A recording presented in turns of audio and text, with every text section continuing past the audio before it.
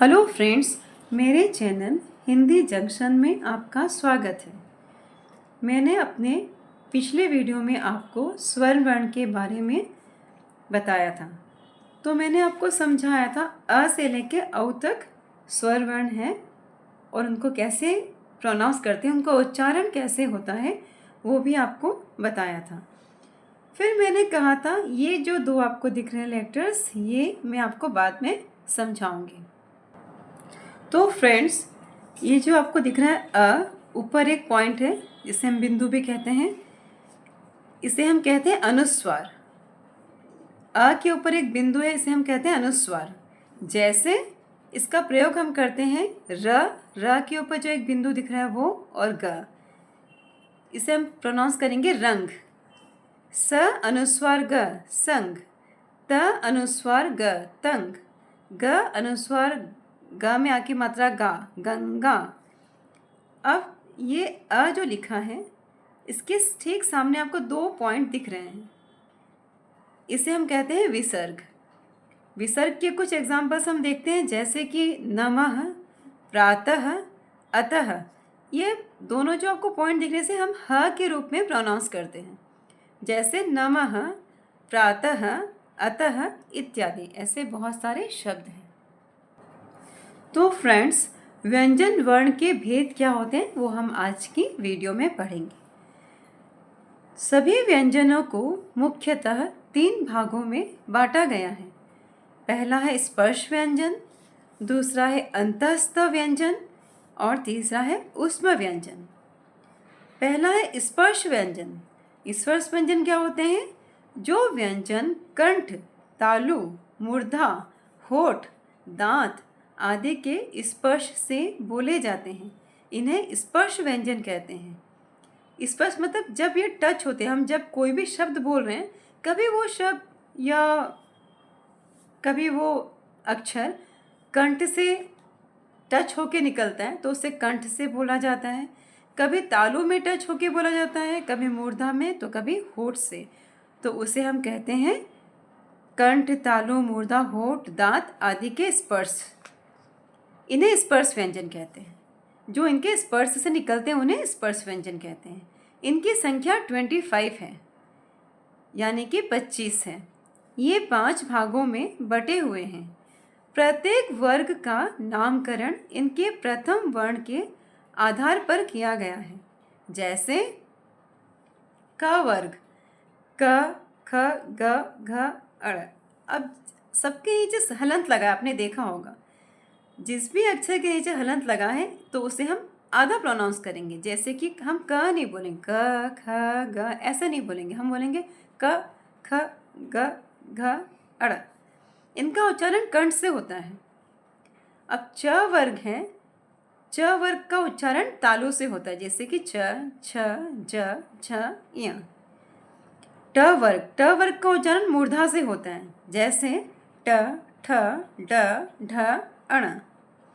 त वर्ग, जैसे कि त, थ, द, ध, न, इनका उच्चारण दंत से होता है। जब हम ये शब्द बोल रहे हैं, जब हम ये अक्षर बोल रहे हैं, तो इनके उच्चारण में दांत का प्रयोग हो रहा है। आप स्वयं एक बार बोल के ट्राई कीजिए, जैसे कि त, थ। और आपकी जो जीभा है, जो आपकी जीभ है, वो दांत से लग के फिर आवाज़ आ रही है, तो उनका उच्चारण दंत से हो रहा है। आप स्वयं इसे एक बार ट्राई करके ज़रूर देखिए, तो आपको सारा कुछ बहुत इजी लगेगा दोस्तों। और ये बहुत इजी है, जैसे जैसे मैं कह रही हूँ वैसे वैसे आप इसको प्रोनाउंस कीजिए, तो ये आपको एक ही बार में बहुत ही अच्छी तरह समझ आ जाएगा।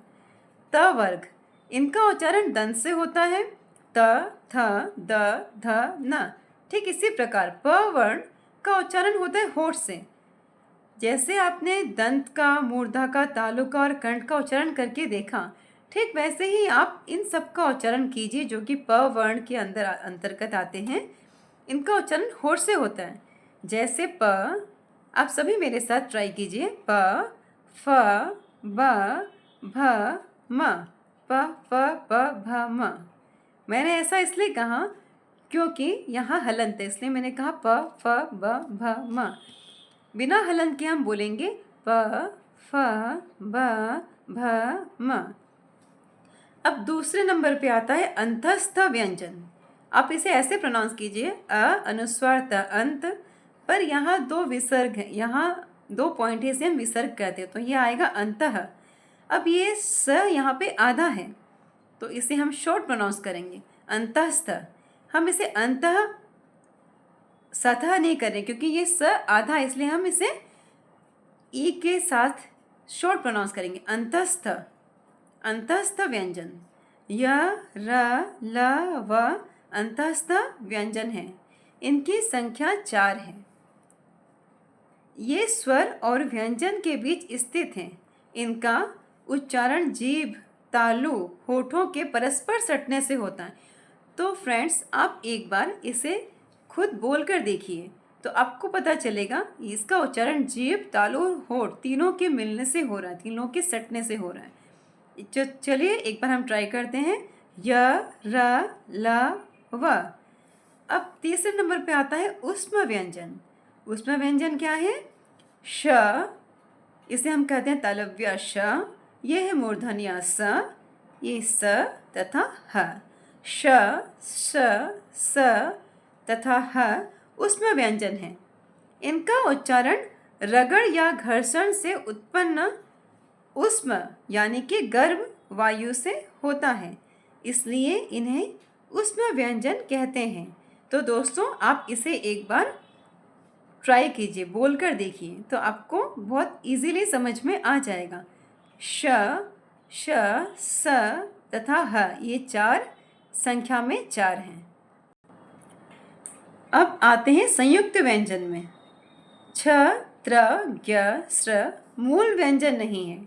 इनकी रचना 2 व्यंजनों के मेल से हुई है, इसलिए इन्हें संयुक्त व्यंजन कहते हैं। जैसे कि मैंने आपको अपने पिछले वीडियो में संयुक्त व्यंजन के बारे में बताया था। छ, त्र, ज्ञ, स्र मूल व्यंजन नहीं है। जैसे क, हलंत, योग, श।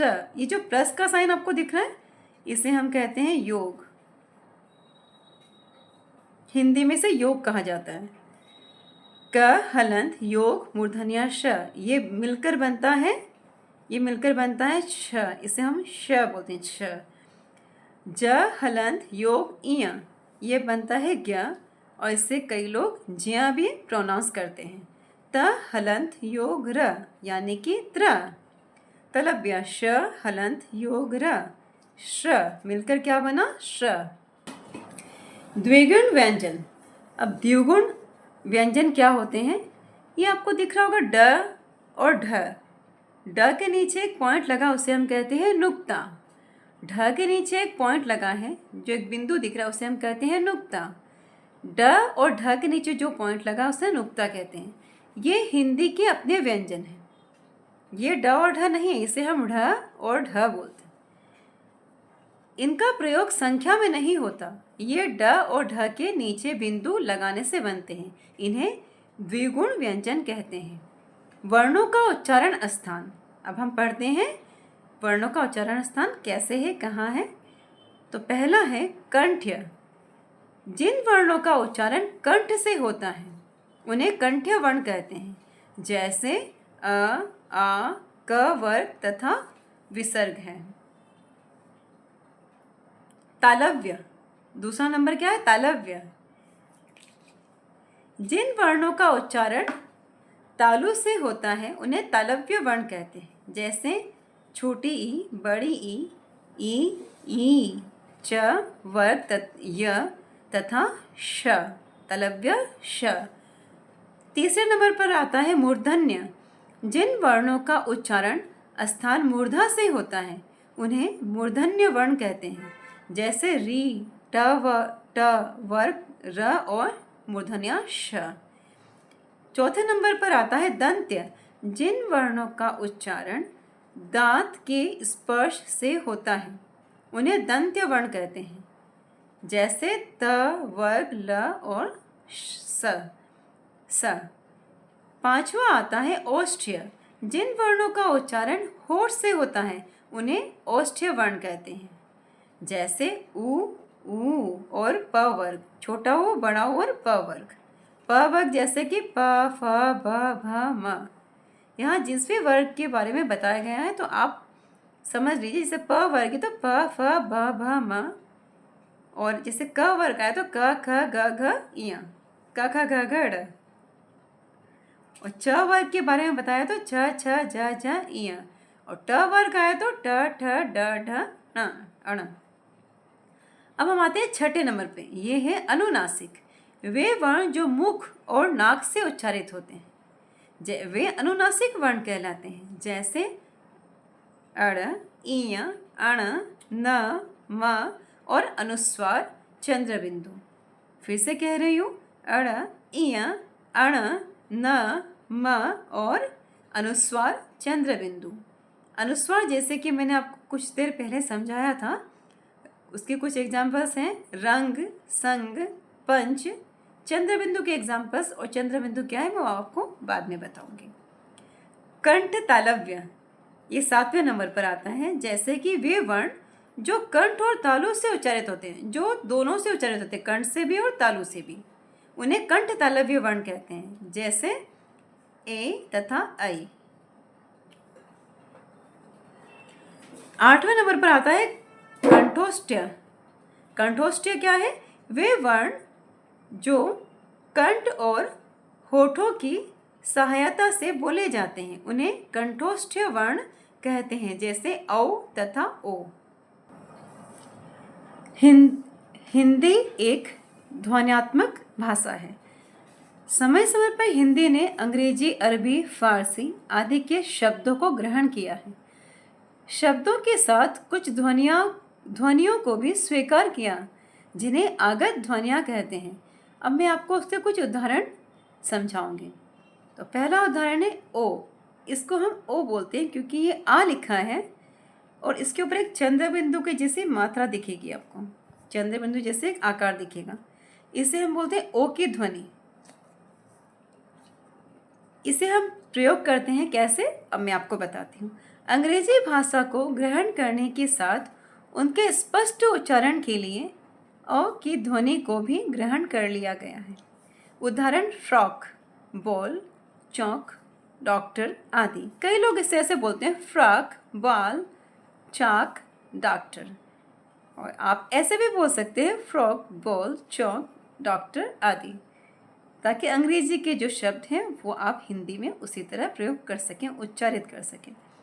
दूसरा आता है ज, फ। मैंने ज इसलिए बोला, ज के नीचे जो पॉइंट है उसे हम नुक्ता कहते हैं। क्या कहते हैं? नुक्ता। इसे इसलिए हम ज नहीं करें, इसे हम कहते हैं ज। अरबी तथा फारसी के शब्दों के साथ ही इन ध्वनियों को भी हिंदी ने ग्रहण किया है। पहले हिंदी की भाषा में ना तो ओ की ध्वनि आती थी, ना उर्दू के, फारसी के शब्द आते थे, जैसे कि ज, फ, ओ की ध्वनि। पर हिंदी ने धीरे धीरे इनको अपनी भाषा में ग्रहण कर लिया। अरबी तथा फारसी के शब्दों के साथ ही इन ध्वनियों को भी हिंदी ने ग्रहण किया। उदाहरण जहर, फिक्र, ज़रा इत्यादि। अब इसे मैंने आपको पहले बताया था, हम हलंत कहते हैं। हलंत का प्रयोग अरहित वर्ण को लिखने के लिए किया जाता है। उदाहरण स, म, ह, ल। मैंने स नहीं बोला क्योंकि जब हम स बोल रहे हैं तो उसमें स के साथ अ का उच्चारण आता है, लेकिन जब मैंने कहा स, म, उसमें पता चल रहा है कि हम हलंत का प्रयोग करके उच्चारित कर रहे हैं। अब आता है विसर्ग। किसी व्यंजन के बाद यदि विसर्ग लगा हो तो उसका उच्चारण अह की तरह होता है, अह की तरह। विसर्ग का उपयोग केवल संस्कृत के शब्दों में होता है, जैसे प्रातः, अतः, प्रायः आदि। अनुस्वार, ये दोनों मैंने कुछ देर पहले आपको समझाया था। यह व्यंजन का चिन्ह है। इसका प्रयोग वर्णमाला के 5 वर्गों के अंतिम वर्ण के स्थान पर होता है। उदाहरण प अनुस्वर ख, पंख। हम इसे ऐसे भी लिख सकते हैं, पंख। प अनुस्वर च, पंच। हम इसे ऐसे भी लिख सकते हैं जिसमें कि इ आधा है, पंच। लंबा, ल अनुस्वर बा, लंबा। इसे हम ऐसे भी लिख सकते हैं। अब यहाँ पंच में न का प्रोनाउंसिएशन आया है, जब पंच में अनुस्वार लगा तो उसे हमने न प्रोनाउंस किया, और जब ल में अनुस्वार लगा तो हमने उसे म प्रोनाउंस किया। ऐसा क्यों? ऐसा इसलिए क्योंकि जब पंच तो आपने अभी सुना, यहाँ मैंने कहा प के साथ अनुस्वर लगा तो इसे न प्रोनाउंस किया, जब ल के साथ अनुस्वर लगा तो यहाँ म प्रोनाउंस हुआ। ऐसा क्यों? आप सोचकर कमेंट में ज़रूर बताइए, और ये मैं आपको अपने नेक्स्ट वीडियो में ज़रूर से बहुत अच्छी तरह विस्तार से एक्सप्लेन करूँगी। तब तक आप सोचिए और कमेंट कीजिए। घ अनुस्वर टा, घंटा। घ इसमें जो आधा ण डाला गया है, इसे ण पूरा होता है जब इस लाइन को हम हटाते हैं, और ये जब आधा अणा बना तो इसको यहाँ ऐसे दिखाया गया है। हम इसको ऐसे भी लिखें तो भी करेक्ट है, ऐसे लिखें तो भी करेक्ट है, दोनों बिल्कुल सही है। घंटा, स में छोटा हो की मात्रा सु, अनुस्वर द र, सुंदर। सुंदर को हम ऐसे भी लिख सकते हैं, अगर अनुस्वर आप नहीं देना चाहे तो आधा न भी आ सकता है, पर ये अनुस्वर के सारे शब्द आपको समझाने के लिए बताए गए हैं। अनुनासिक, अनुनासिकता स्वरों का गुण है। जब हम स्वरों का उच्चारण मुख के साथ नासिका से भी करते हैं तो वह स्वर अनुनासिक हो जाता है। उदाहरण: ऊंट, ईंट, मैं, उन्हें, क्यों आदि। अब आप ध्यान से सुनिए, अनुस्वार हम कैसे प्रोनाउंस करते हैं। जब करते हैं अनुस्वार का प्रोनाउंसिएशन तो वो मुख के साथ साथ, क्या चीज़ के साथ आता है? नासिका से, मतलब हमारे नाक से भी। मुख और नाक से उच्चारण होने के कारण वह सुनने में कुछ इस प्रकार लगता है: ऊंट, ईंट, मैं, उन्हें, क्यों आदि। अब हम सीखते हैं शिरोरेखा क्या होती है। शिरोरेखा हिंदी तथा संस्कृत के वर्णों के ऊपर जो रेखा खींची जाती है वह शिरोरेखा कहलाती है। जैसे कि मैंने लिखा यहाँ पे जाति। ये आपको अच्छा लग रहा है? बिल्कुल नहीं। तो हमने इसके ऊपर जो एक लाइन दी इसे कहते हैं शिरोरेखा।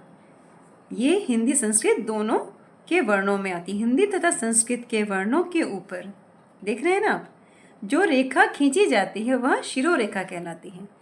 तो दोस्तों, आपका बहुत बहुत धन्यवाद। आपने मुझे इतना समय दिया, आपने इतना प्यार दिया। तो आज का वीडियो मैं यहीं समाप्त करने जा रही हूँ। प्लीज़ मेरे वीडियो को, हिंदी जंक्शन को आप लाइक, सब्सक्राइब और शेयर ज़रूर कीजिएगा। और आपको कुछ भी टॉपिक जानना हो, विस्तार से जानना हो, तो आप मुझे कमेंट करके ज़रूर बताइए।